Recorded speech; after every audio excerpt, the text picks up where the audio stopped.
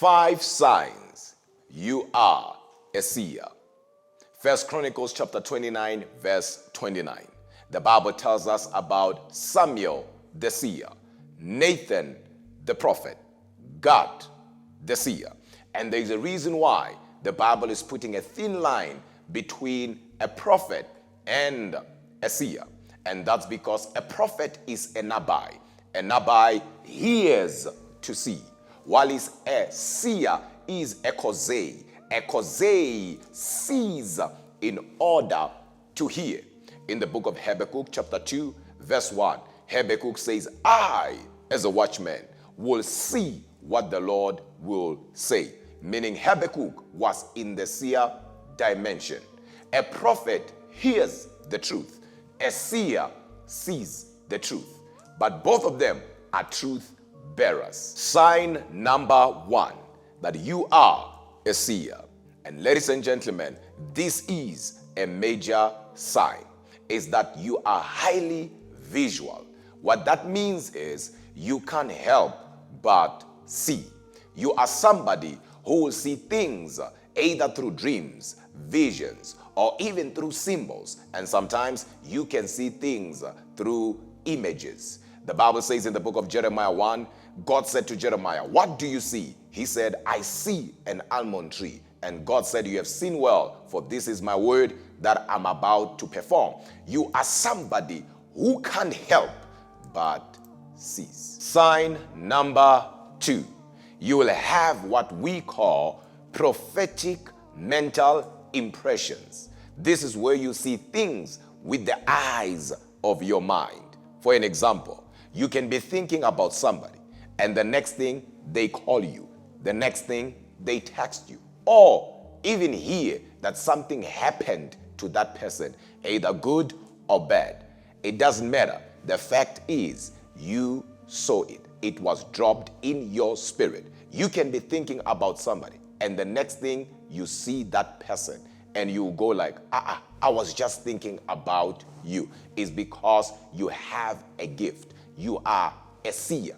I'll give another example. You can be looking at your phone and knowing without anybody telling you that your phone is about to ring. And the next thing, your phone rings.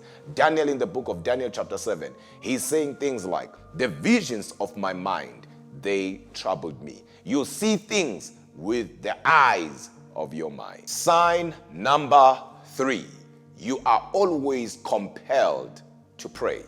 You are an intercessor. And that's because every seer is an intercessor. But not every intercessor is a seer. You have an unction for prayer. And that's because you have come to an understanding that whenever God reveals something to you, he reveals in order to redeem. God is not revealing it unto you to satisfy your curiosity. Remember, God is not a gossiper. You have come to an understanding, to a level of maturity, that whenever God is revealing something to you, it's because you are either part of the problem or part of the solution. What I love about this sign is that you can have the first and the second sign, but if you don't have this one, you can always ask God to give you the unction for prayer. Sign number 4, recognition. And of course, you know it as deja vu. Whenever we are talking about deja vu, we are talking about a moment that is happening in the present, and you feel like you have seen this event before.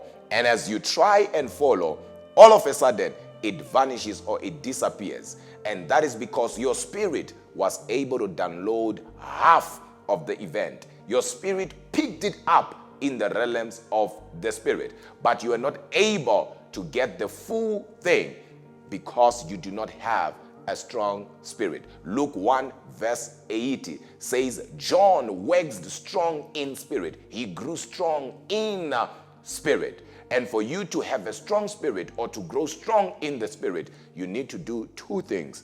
You need to spend more time in prayer and more time in the word. Sign number 5, and this one is my favorite. You can easily access the realm of dreams.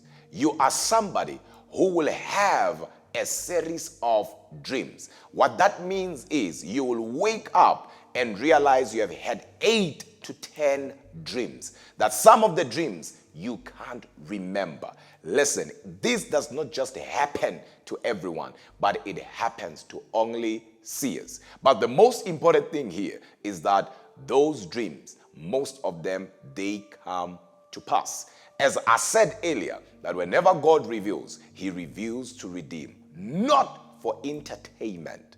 And the reason why God is showing you what he is showing you is because of 4 things. Number 1, to warn people. Number 2, to stop it. Number 3, to change it. And if you can't change it, to minimize it.